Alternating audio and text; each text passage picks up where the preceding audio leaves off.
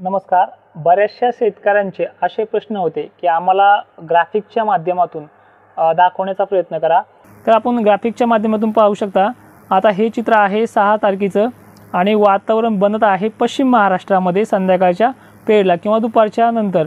तर तुम्ही पाहू शकता WD जे MP असेल, गुजरात असेल, राजस्थान असेल, ह्या मार्गे देखील अरबी समुद्रातील बाष्प आणि WDचं बाष्प देखील एकत्र होण्याचे चान्सेस आहेत.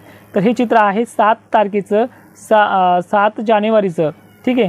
तर याच्यानंतर हे चित्र बदलत चाललं आहे. विदर्भामध्ये वातावरण चांगलं बिघडताना दिसते. तर आता तुम्हाला महाराष्ट्राचा नकाशा दाखवून मी सांगण्याचा प्रयत्न करेल. तर हा महाराष्ट्राचा नकाशा दाखवण्याचा प्रयत्न करतोय, मात्र चित्र जरा वेगळं दिसते. तर आपण आणखीन प्रयत्न करूयात.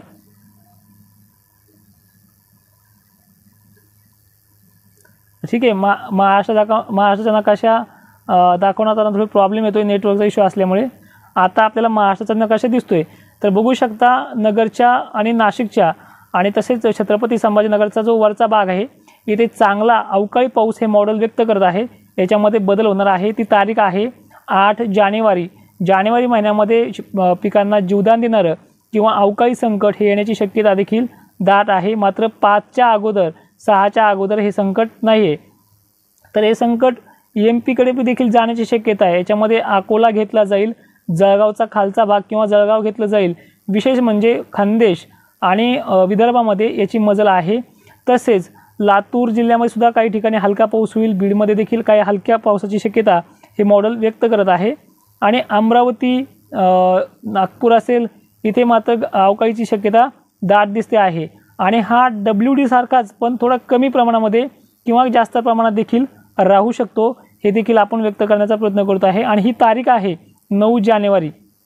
तर मित्रांनो, पावसाचे संकेत आणि पावसाचे अपडेट ह्या ग्राफिकच्या माध्यमातून तुम्हाला मी सांगण्याचा प्रयत्न करत आहे.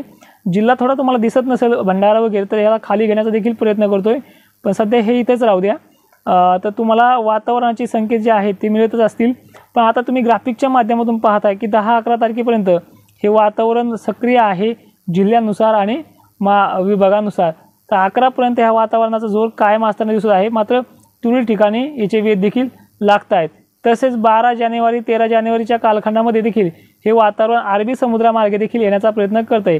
मित्रांनो, याच्यामध्ये बदल खूप होणार आहे. आता पुन्हा एकदा तुम्हाला मी 7 तारखेपर्यंत घेऊन जाण्याचा प्रयत्न करतोय की वातावरण कुठून सुरुवात होते आहे. तर चित्र आणखीन बदलणार आहे, चित्र आणखीन स्पष्ट होत आहे. तर 7 तारखेला छत्रपती संभाजीनगर असेल, नाशिक असेल, धुळे असेल, जळगाव असेल, अकोला असेल, बीड असेल, जालना असेल, धाराशिव असेल, ह्या जिल्ह्यामध्ये पावसाचे संकेत 7 तारखेनंतर किंवा 7 तारखेच्या रात्रीपासून सुरुवात होण्याचे चान्सेस आहेत.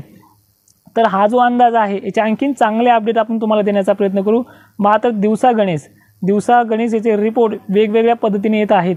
मात्र 5 तारखेला तुम्ही याच्या अगोदर मी म्हटलं की 5 तारखेपर्यंत तुमचे खळे, 6 तारखेपर्यंत किंवा 7 तारखेपर्यंत खळे दळे जे काढलेले माल असतील हे काढून ठेवणे. पिकांना पाणी देण्यासाठी आजचीच तारीख दिली होती. आजच्या तारखेपर्यंत तुम्ही पाणी देऊ शकता आणि आता 1 तारखेनंतर पाणी देऊ शकत नाही.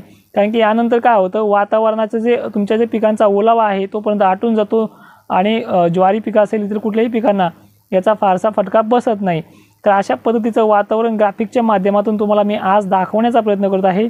अकोला, छत्रपती संभाजीनगर, नागपूर, हिंगोली, वाशिम या जिल्ह्यात देखील हे वातावरण बदलताना स्पष्ट मॉडेल करत आहे. याच्यामध्ये आणखीन कमी होऊ शकतं किंवा आणखीन वाढू देखील शकतं, अशा कंडिशनचं हे वातावरण आहे. तर तुमचा जिल्हा आणि तालुका देखील कमेंट बॉक्समध्ये तुम्ही पाठवू शकता. त्यावरती देखील आपण असाच एक ग्राफिक्सली व्हिडिओ बनवूया. अजून एकदा सविस्तर सांगण्याचा प्रयत्न करेल. राज्यामध्ये 7-8 तारखेनंतर, 6 तारखेच्या अगोदर नाही, 7-8 तारखेच्या नंतर हे वातावरण बदलणार आहे. तोपर्यंत निश्चिंत राहा. मात्र धुळीचा फटका हा आता आजसुद्धा बसू शकतो, उद्यासुद्धा बसणार आहे, हे मात्र घडत जाणार आहे.